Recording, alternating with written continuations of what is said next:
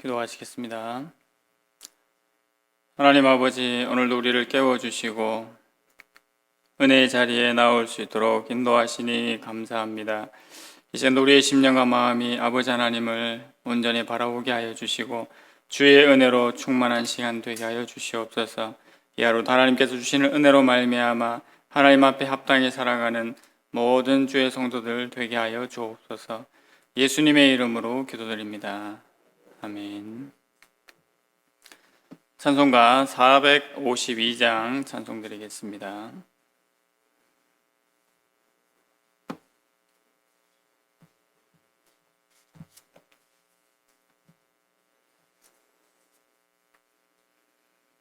찬송가 452장입니다. 통일 찬송가는 505장입니다.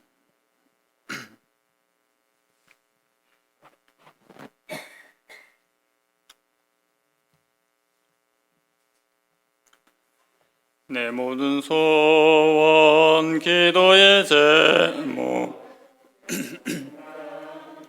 이 원함이라. 예수님 형상 나 입기 위해 세상에 보았기 전에 예수님 닮기 내가 원하네. 날 구원하신 예수님을 내 마음속에 지금 고도사 주님의 형상인 치소서. 무한한 사랑 풍성한 긍휼 슬픈 자 위로하시는 주. 길 잃은 죄인 부르는 예수 그 형상 담게 하옵소서. 예수님 닮기 내가 원하네. 날 구원하신 예수님을 내 마음속에 지금 고도사 주님의 형상인 치소서. 겸손한 예수 거룩한 주님 원수의 멸시 참으시사 우리를 위해 고난을 받은 구주를 담게 하옵소서. 예수님 닮기 내가 원하네. 날 구원하신 예수님을 내 마음속에 지금 고도사 주님의 형상인 치소서. 아멘. 오늘 함께 보실 말씀은 누가복음 2장 40절에서 52절 말씀입니다.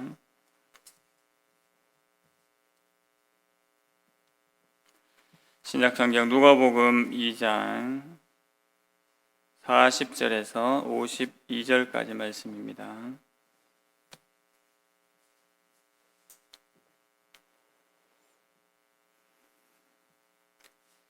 찾으셨으면 말씀을 한 절씩 교독하겠습니다. 40절입니다.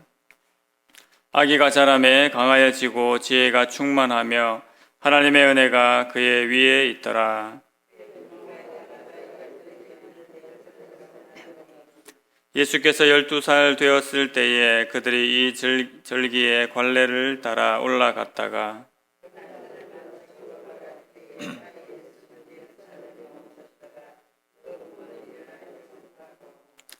동행 중에 있는 줄로 생각하고 하룻길을 간 후 친족과 아는 자 중에서 찾되 사흘 후에 성전에서 만난즉 그가 선생들 중에 앉으사 그들에게 듣기도 하시며 묻기도 하시니 그의 부모가 보고 놀라며 그의 어머니는 이르되 아야 어찌하여 우리에게 이렇게 하였느냐. 보라 내 아버지와 내가 근심하여 너를 찾았노라.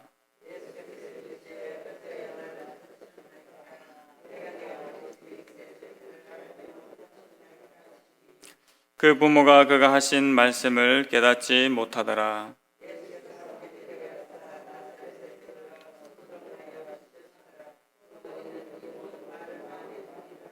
52절 함께 읽겠습니다. 예수는 지혜와 키가 자라가며 하나님과 사람에게 더욱 사랑스러워 가시더라. 아멘. 오늘 본문의 말씀을 통해서 내 아버지의 집에라는 제목으로 함께 말씀 받고자 합니다. 예수님의 이 땅에 오심은 가장 큰 기쁨의 소식이었습니다.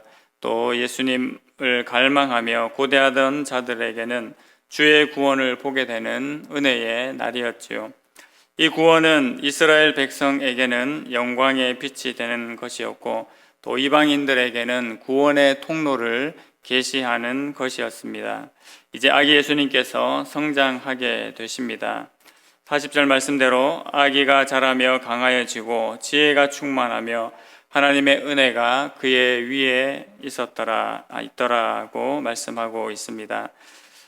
이 말씀은 2장의 제일 마지막 절인 52절과 같은 맥락의 말씀입니다. 이것은 예수님께서 영적으로나 육적으로 부족함이 없는 온전한 인격체가 되셨음을 말씀하는 것입니다. 우리 예수님께서는 완전한 신성과 또 그리고 완전한 인성을 가지고 이 땅에 오셨습니다. 그러므로 예수님께서는 전지전능한 능력을 가지고 계시면서 또한 몸소 인간이 겪는 모든 과정을 역시 겪게 되셨습니다. 요셉과 마리아는 경건하고 신실한 자들로서 매년 유월절을 지키기 위해서 예루살렘에 올라갔습니다. 예수님 또한 자연스럽게 이 과정에 동참하게 되셨지요. 42절 말씀에 예수께서 12살 되었을 때에 그들이 이 절기의 관례를 따라 올라갔다가라고 말씀하고 있습니다. 예수님께서 유월절을 지키시기 위해서 예루살렘에 올라가셨는데 그만 육신의 부모인 요셉과 또 마리아와 떨어지게 되었습니다. 유월절을 지키고 예수님께서는 예루살렘에 머무셨고 육신의 부모인 요셉과 마리아는 이미 하룻길을 떠난 상태였습니다. 부모가 자녀들을 키우다가 짧은 순간이라도 아이를 잃어버리게 되면 아주 당황스럽고 어려운 마음을 갖게 되지요. 그렇기 때문에 아이를 당장 찾아서 헤맬 수밖에 없습니다. 행여라도 찾지 못하면 오랜 시간 동안 마음 아파하며 곤고하게 또 살아가야 될 수가 있습니다. 지금 요셉과 마리아에게도 이런 두려움이 있었을지 모르겠습니다. 예수님의 육신의 부모인 요셉과 마리아는 인간이었기 때문에 참 신이신 예수님의 생각과 행동을 어린 예수님이라 할지라도 다 이해할 수가 없었습니다. 요셉과 마리아는 곧장 예루살렘으로 다시 돌아가게 되지요. 그리고 사흘 뒤에야 드디어 예수님을 찾게 됩니다. 46절에서 48절 말씀에 그 내용이 나와 있습니다. 사흘 후에 성전에서 만난즉 그가 선생들 중에 앉으사 그들에게 듣기도 하시며 묻기도 하시니 듣는 자가 다 그 지혜와 대답을 놀랍게 여기더라. 그의 부모가 보고 놀라며 그의 어머니는 이르되 아이야 어찌하여 우리에게 이렇게 하였느냐 보라 내 아버지와 내가 근심하여 너를 찾았노라고 안심하면서 이렇게 말을 하지요. 예수님을 잃어버렸던 마리아가 아이야 우리에게 왜 이렇게 하였느냐라고 그렇게 묻습니다. 우리가 얼마나 걱정한 줄 내가 알지 않느냐라고 그렇게 묻게 되지요. 요셉과 마리아는 그야말로 죽었다가 다시 살아난 그런 기분이었을 것입니다. 예수님께서는 성전에서 선생들과 함께 앉아서 토론을 하고 계셨습니다. 그리고 그 토론 중에 예수님의 말씀을 들은 선생들은 이 예수님의 지혜와 또 대답을 놀랍게 여기게 되었지요. 이 선생들은 율법 학자들을 가리킵니다. 그리고 예수님께서는 이 상황에서 어머니 마리아에게 의외의 답변을 하십니다. 49절 말씀에 어찌하여 나를 찾으셨나이까 내가 아버지의 집에 있어야 될 줄을 알지 못하셨나이까 라고 그렇게 말씀하십니다. 예수님께서는 지금 하나님을 아버지라고 그렇게 부르고 있습니다. 이것은 먼저 예수님께서 하나님이신 예수님이심을 드러내는 말씀입니다. 복음서에서도 예수님께서 하나님을 아버지라고 표현한 부분들이 많습니다.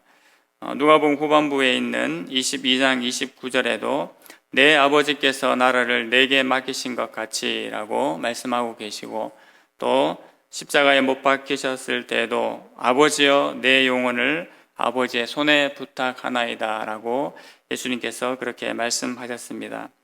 요한복음 5장 17절에도 내 아버지께서 이제까지 일하시니 나도 일한다 라고 역시 예수님께서 그렇게 말씀하십니다.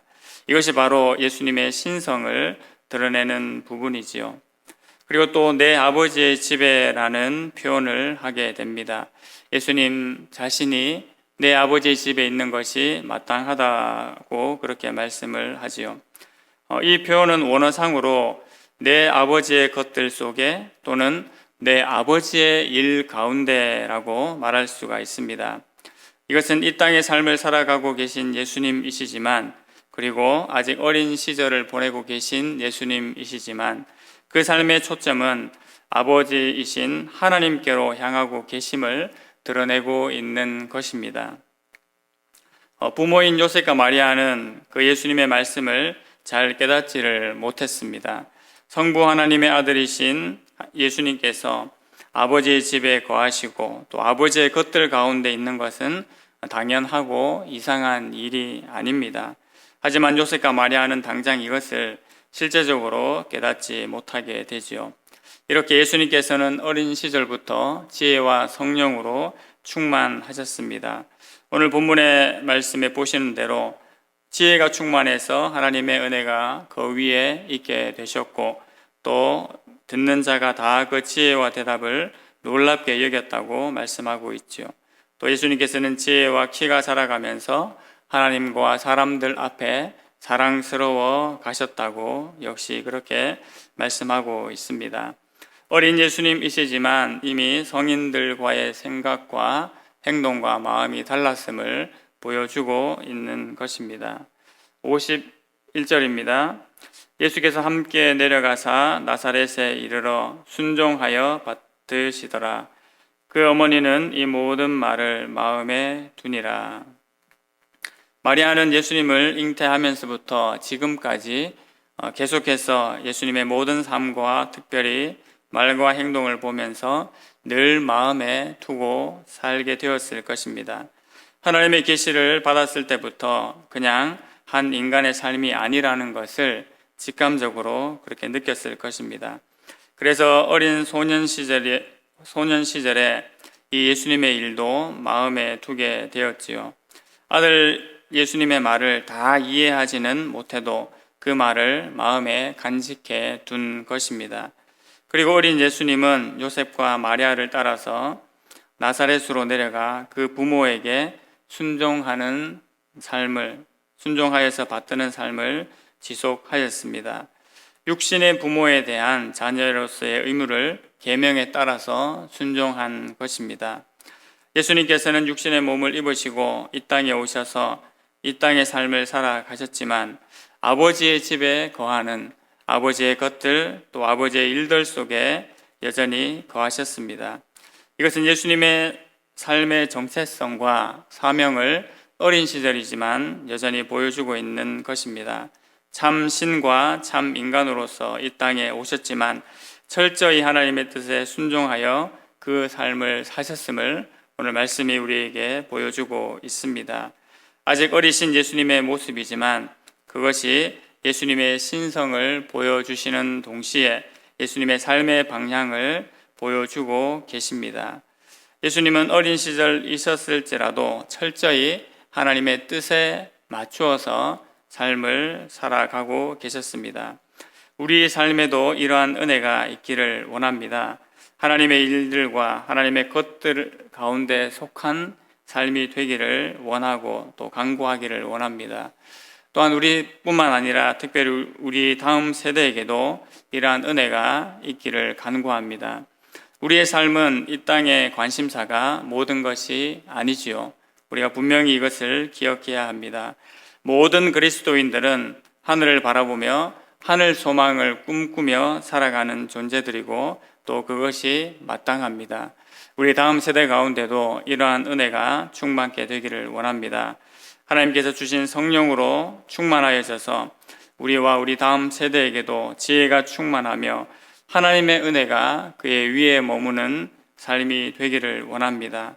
또한 신앙의 연수가 늘어가면서 또 우리 다음 세대에게는 육신이 자라가면서 지혜와 은혜가 충만케 되기를 역시 간구합니다.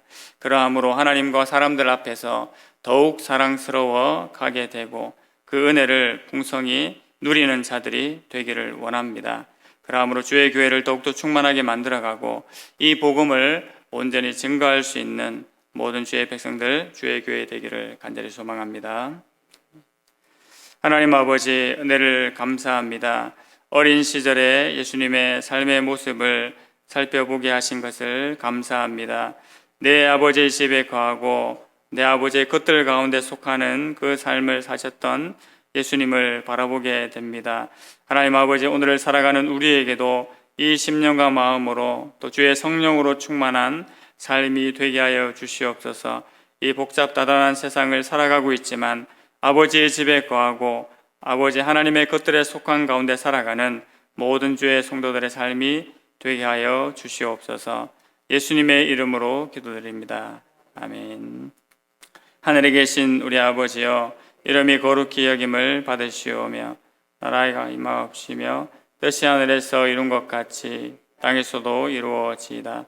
오늘날 우리에게 일용할 양식을 주옵시고 우리가 우리에게 죄 지은 자를 사하여 준 것 같이 우리 죄를 사하여 주옵시고 우리를 시험에 들게 하지 마옵시고 다만 악에서 구하옵소서. 대개 나라와 권세와 영광이 아버지께 영원히 있사옵나이다. 아멘. 하나님의 일들, 하나님의 것들 것들에 속한 삶 되기를 기도해 주시기 바랍니다. 새 교회당 건축의 모든 과정 가운데 은혜 부어 주시기를 기도해 주시고 특별히 좋은 설계가 이루어질 수 있도록 기도해 주시기 바랍니다. 질병으로 투병하고 계신 분들 있습니다. 그분들 가운데 은혜와 성령의 충만함을 부어 주시기를 기도해 주시고 더불어 개인 기도 제목들 가지고 함께 기도하시겠습니다.